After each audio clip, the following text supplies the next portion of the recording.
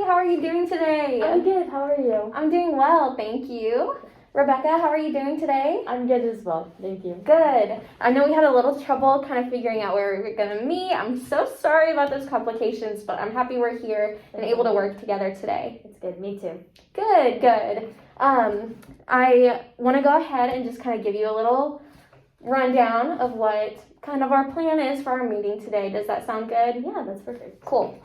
So I know last time that we met, we kind of discussed your family history, the social supports you have in your life, Zoe, and maybe some of the things that have been challenging recently. Like the fact that maybe you won't be able to see your dad for a while, or the fact you might have to switch schools, and just feeling a little overwhelmed and stuff. Yeah. Is there anything that I missed? No, I don't think so. Okay. So I definitely want to go ahead and discuss all of that today. Okay. And I also want to let you know what resources we have available to you as you are overcoming these adversities and things. So our agency, we provide negotiations with schools. Okay. So if a situation were to arise whenever you switch schools and maybe are struggling because you don't have the same people in your life, then we can talk to the school. We also provide vouchers. So if you and your mom maybe lose access to some resources because your dad isn't able to provide them anymore, then we can provide those for you as well. Okay. And then also, I'm here to just discuss your feelings with you and maybe see if we can provide some coping mechanisms and ways to feel better about what's going on. Does that sound good? Yeah, that's perfect. Okay. So I know we talked about it in our first meeting, but I want to go ahead and remind you of your rights. Okay. So if I'm infringing on anything, you can hold me accountable and say, Sydney, I know you're not supposed to be doing that right now. Okay. So as a mandated reporter, I do have the duty to warn and protect, which means if I feel that you or your mom are a harm to yourself or others, I am required to report that. Okay. Also, if I suspect child abuse or neglect or elder abuse or neglect, I do have to report that too. Okay. That's just because we want you to be safe.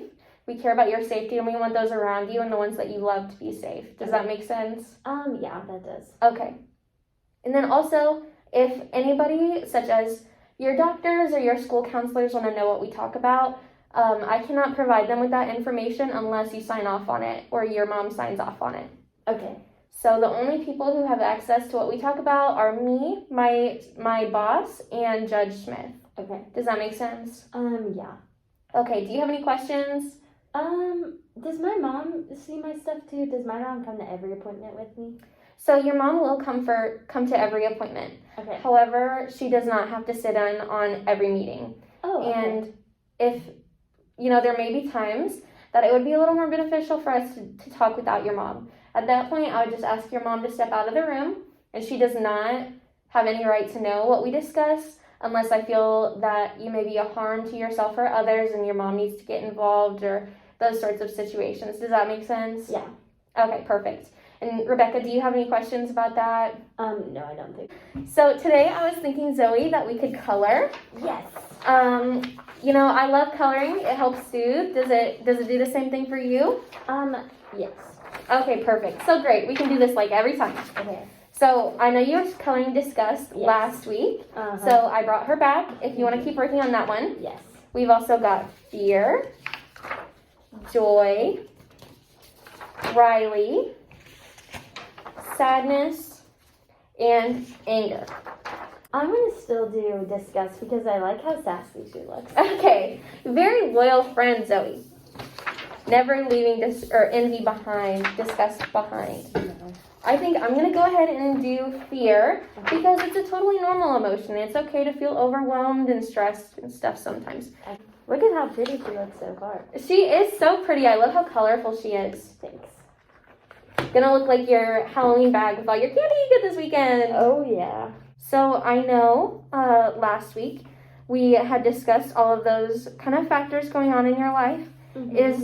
Is there one in particular that you would like to discuss today? Well, I've kind of been really sad recently because I don't like that I have to stay at my houses without the other parent. It makes me really sad. So it makes you sad that your parents don't live together anymore? Yeah. I completely understand. It is so difficult to make that adjustment, and I'm sure that it's taking a toll because you love your parents and you want to be with both of them. Is that right? Yeah, I love them both.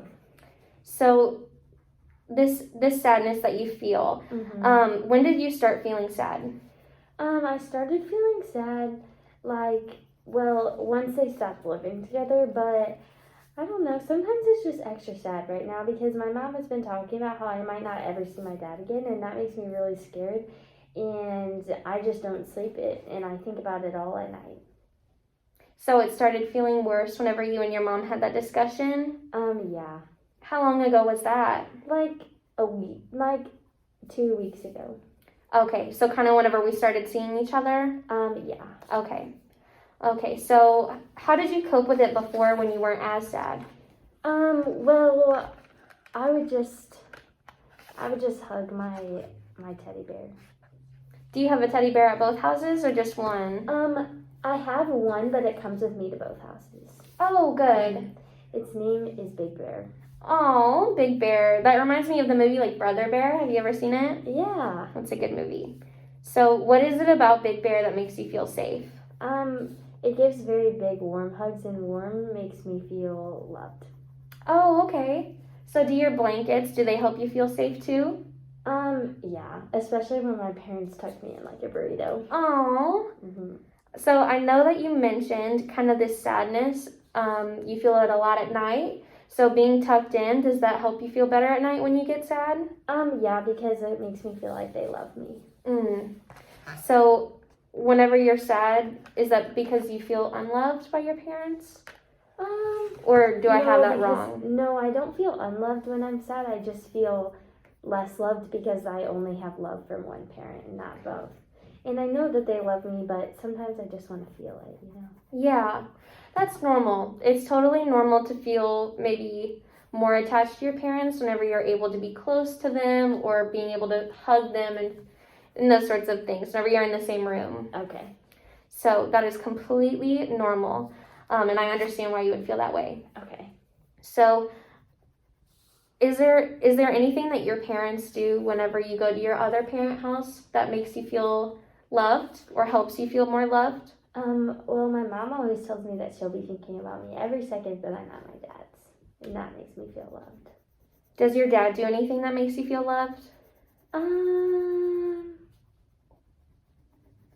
No, not that I can think of. Okay. Does this happen every night? That I feel sad? I would say most nights, yeah. Most nights? Yeah. So, in what situations do you not feel that sad at night? When I'm really, really tired and I just fall right asleep. Oh, okay. So maybe when you've had a busy day? Yeah.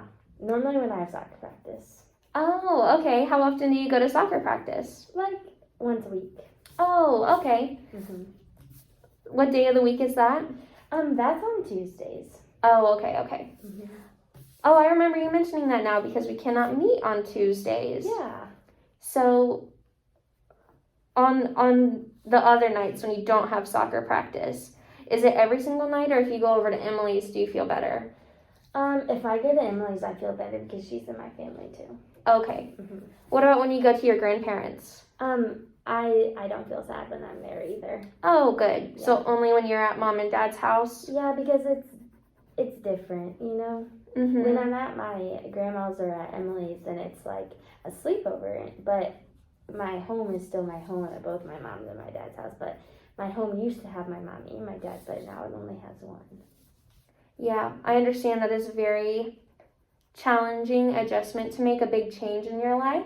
And it's totally normal for it to be kind of difficult to get used to and for it to take a little bit and feel sad after something like that happens. So on a scale from 1 to 10, how sad would you say that you are at night when you try to go to bed? Sometimes I'm like a 0. Sometimes I'm not sad when I have soccer, but sometimes I'm like a 7. A 7? Yeah.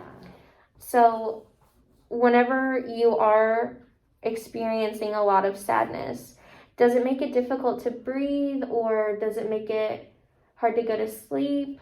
It makes it hard to go to sleep. Normally I can breathe. You can breathe? Okay. Does it make you feel like you have to cry? Yeah. Okay. Sometimes I have to cry. Yeah, and that's completely normal too. I cry a lot, and normally it helps me feel better afterwards. Does it help you feel better after you cry?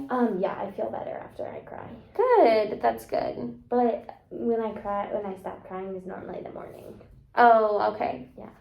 So whenever you're really sad and it prevents you from falling asleep, how long does it normally take you to go to bed? Like 15 minutes. Or like 20. So sometimes it takes a long time and sometimes not very long. Yeah. So I know you mentioned whenever your parents tuck you in, it makes you feel warm and loved. Is there anything, like I know you said your mom tells you that she'll think of you every minute. Yeah. Would it help you feel loved if maybe you had a special stuffed animal that reminded you of one parent, or maybe if you had pictures of them by your bed of you guys having fun doing something? Yeah, I think pictures would be good because then it would remind me of my mom and my dad.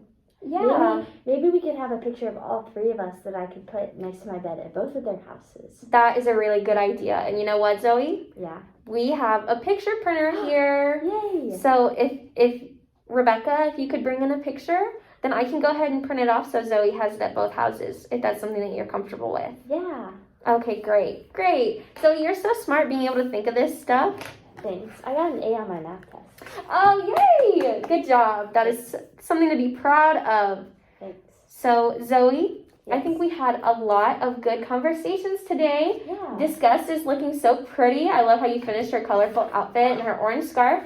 I think that this is giving us some great stuff to work with for next week. Mm-hmm. So, next week, Rebecca, if you want to bring in that picture, I'll go ahead and I'll print it off for Zoe. Okay. And you've kind of heard from Zoe what you can do to help her feel better at home and stuff.